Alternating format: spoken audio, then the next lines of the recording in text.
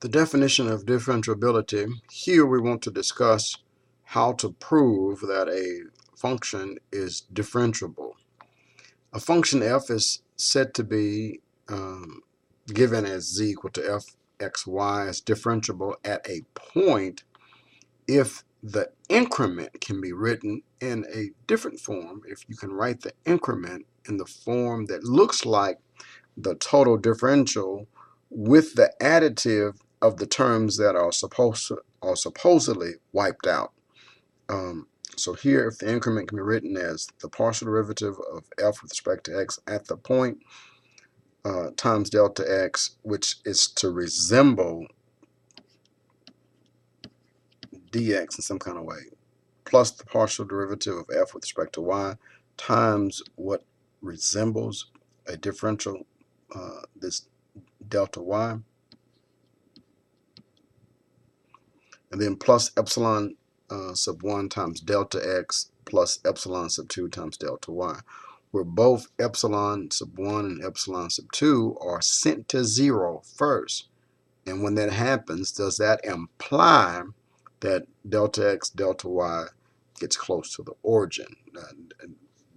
Does the delta x, delta y, do they shrink infinitely so that they become meaningless? And what you end up with is that this increment looking just like the total differential. So if we can show that, we say that the function is differentiable by a point.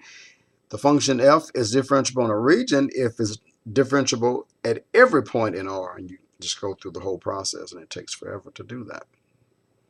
So we just consider discussing the differentiability and proving it at a particular point. So here, show that the function is differentiable by finding epsilon sub 1 and epsilon sub 2. The choice of epsilon sub 1 and epsilon sub 2 could vary depending on the person. Doesn't matter, as long as you notice that epsilon sub 1, epsilon sub 2 would go to 0 as first delta x, delta y would go to 0. And so I believe that is correct in the definition. So epsilon sub 1, epsilon sub 2, they would go to 0. But what's happening first, if I said it wrong, I'm sorry. Epsilon sub 1, epsilon sub 2 go to 0 when delta x and delta y go to 0 first.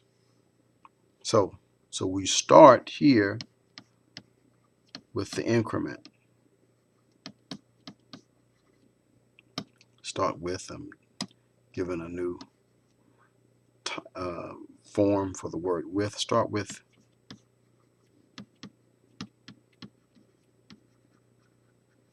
the increment delta z to show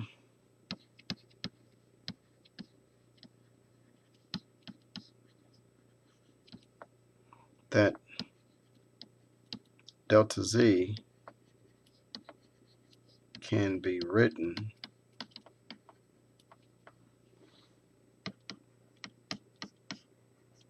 in the form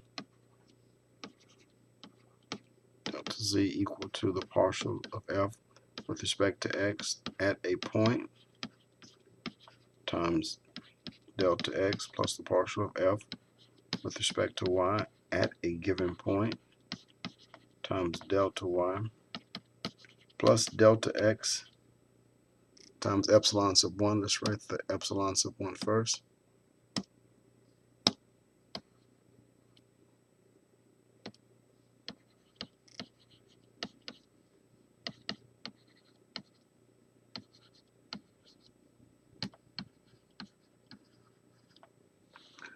Where epsilon sub 1 goes to 0, epsilon sub 2 go to 0. Here, let's say where both as delta x, delta y gets close to 0. So we start here. Delta x is defined as f of x plus delta x comma y plus delta y minus f of xy. So this is equal to, wherever you see x, you write x plus delta x. Wherever you see y, you write y plus delta y. So this is x plus delta x to be squared times y plus delta y, then minus f of xy, which is just x squared y.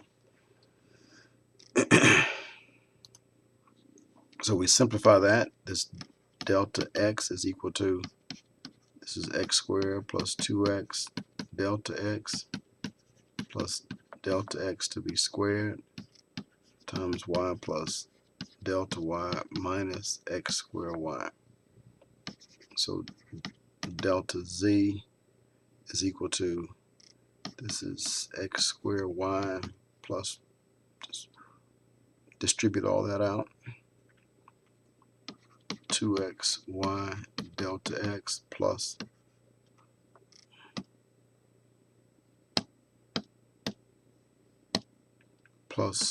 y delta x squared, then plus x squared delta y plus 2x delta x delta y plus delta x squared delta y minus x squared y.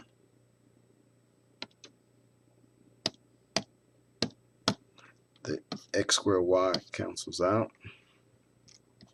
So we have delta z is equal to 2xy delta x plus x squared delta y. I'm skipping this guy for a purpose.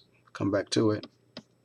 Plus, so I just wrote this term, that term.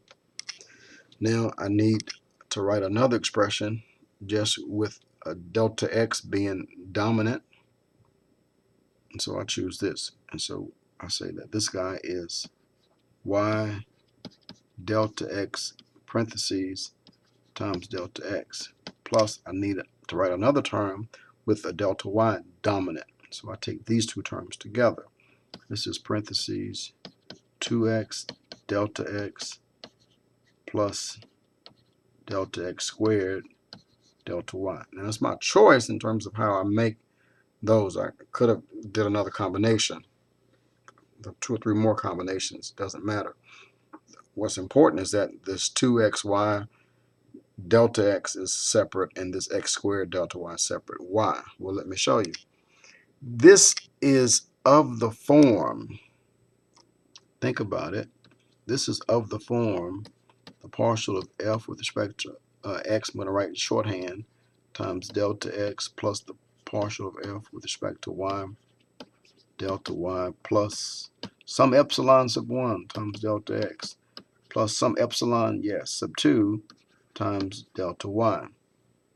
Do you see the partial derivative of f with respect to x? Let's use red to denote those. This partial is here, and then this partial is that guy, right? Epsilon sub 1, I'm claiming that to be that. Epsilon sub 2, claiming that to be that. Epsilon sub 1 times the delta x, right? Times the delta x. Epsilon sub 2 times the delta y. So we have it. Did you get the partials?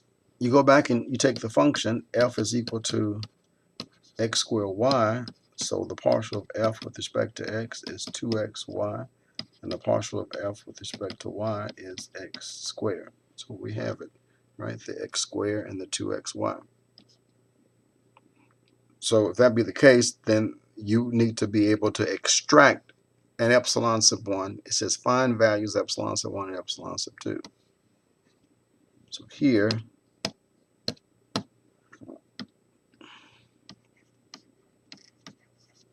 where epsilon sub 1 is equal to y delta x, and epsilon sub 2 is 2x delta x plus delta x squared.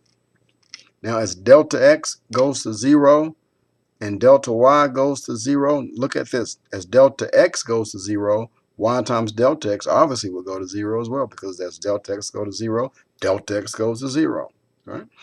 And then as delta y and delta x go to 0. Here, 2x times delta x plus delta x squared also goes to 0.